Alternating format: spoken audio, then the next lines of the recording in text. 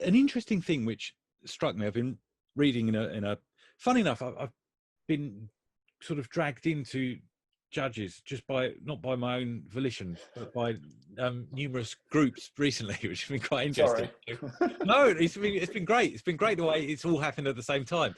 So I was reading then through taking a group through Judges 4 and 5 recently, and one of the things we noticed is how little Barak does in the story.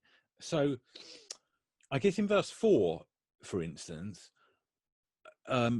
Deborah is the first person mentioned. So the picture has been painted in verses 1 to 3 of the Ehud passes away, and then a new enemy is raised up, and Deborah is then the first person mentioned, and she then goes and speaks to Barak, who in verse 8 is it's fairly tentative. He will go along if he gets enough support, if Deborah goes with him.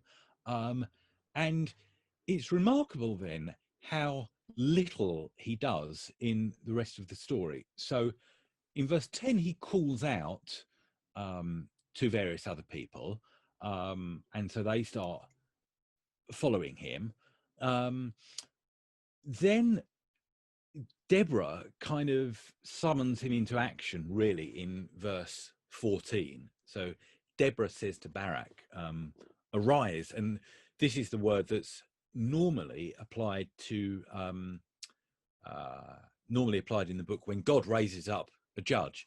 But it doesn't say that of Deborah or of Barak. In fact, it's just Deborah's command. But in verse 14, for instance, Barak went down from Mount Tabor with 100,000 men following him, and the Lord routed Sisera and all his chariots and all his army before Barak. So it's kind of like, well, Barak has gone up just to follow Deborah. Now he goes down, but the Lord actually does all the fighting. Then later on in the chapter, he starts chasing Sisera. And when he finally catches up with her, with him, it turns out that Jael has already killed him, and it's kind of like he's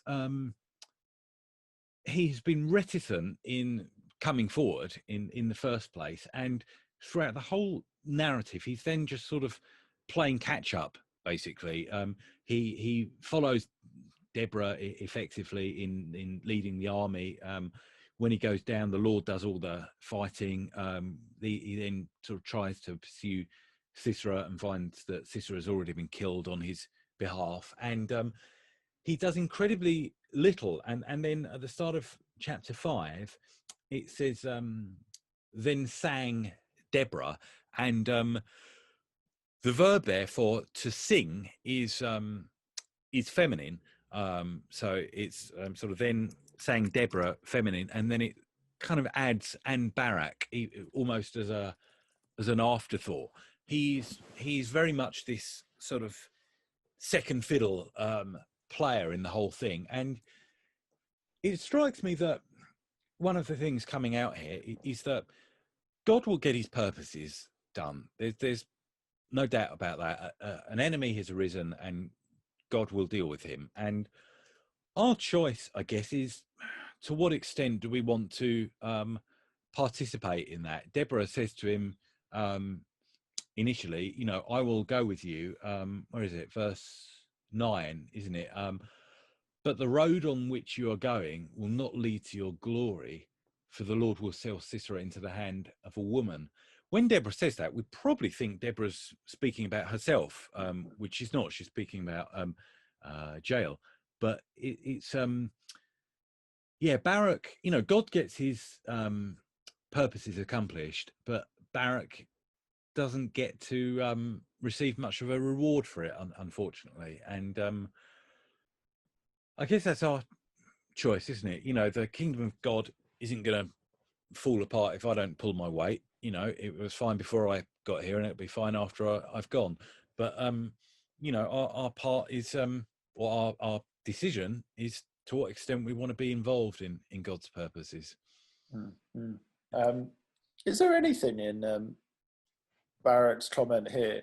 And is there any similarity between Moses Uh, saying it to God?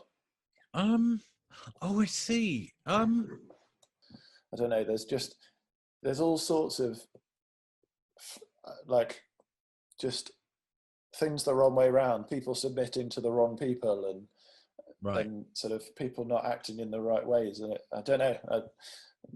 Yeah, I you're don't right. know if you.